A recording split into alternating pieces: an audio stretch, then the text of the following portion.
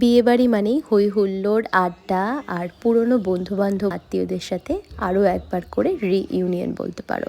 তো সেদিন সেরকমই একটা বিয়েবাড়ি ছিল আমাদের। এটা আমার ঠাম্মের বাপের বাড়ির থেকে ইনভাইট ছিল আমাদের। আর বিয়ের পরে এটা কিন্তু আমাদের প্রথম রিলেটিভের বাড়িতে নিমন্ত্রণ খেতে যাওয়া।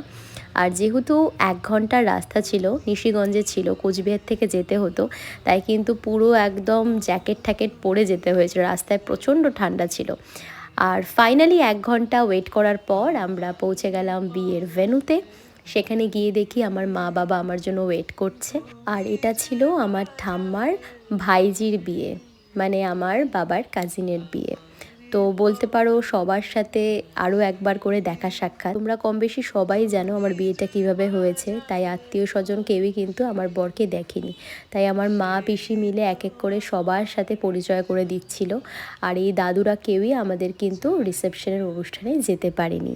তাই সবার সাথে একবার করে দেখা করা, মানে আমার ঠাম্মার সব ভাই ভাই বউ সবার সাথে দেখা সাক্ষাৎ করা। তো একটু গল্প করে চলে গেলাম একদম নতুন বউয়ের কাছে। নতুন বউয়ের সাথে কথা বলে একটু সবাই মিলে একটু সেলফি নিয়ে নিলাম। এখানে ছিল আমার মা বাবা কাকু, আমার বর, আমার ভাই, সবাই মিলে। এতে কিন্তু আমাকে ফটোগ্রাফার দাদা অনেকটা হেল্প করেছিল। যাই হোক, সেখান থেকে একটু গল্প করে চলে গেলাম স্টলের দিকে।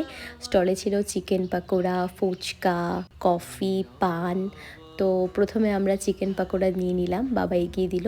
তারপর একটু গল্প করে আড্ডা দিয়ে আমরা এগিয়ে গেলাম ফুচকা স্টলের দিকে, কারণ ফুচকা স্টলে কিন্তু প্রচণ্ড ভিড় ছিল। তো যেহেতু ঠান্ডা, তাই সেরকমভাবে ফুচকা আমি খাইনি, খুবই অল্প বলতে পারো। তারপর সবাই মিলে একটু গল্প করছিলাম। আর আমার বাবা তো সারাক্ষণ ফোনের মধ্যে ব্যস্ত থাকে সব সময়।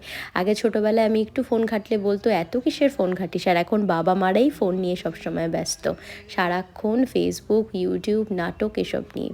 তো যাই হোক, একটু টাইম স্পেন্ড করে আমরা ডিরেক্টলি চলে গেলাম ডিনার করতে, কারণ আমাদের তাড়াতাড়ি ফিরতে হয়। তাই খুব তাড়াতাড়ি কিন্তু ডিনার করতে বসে গেছিলাম। সব থেকে ভালো লেগেছে আমার এই ভেটকি পাতুরি।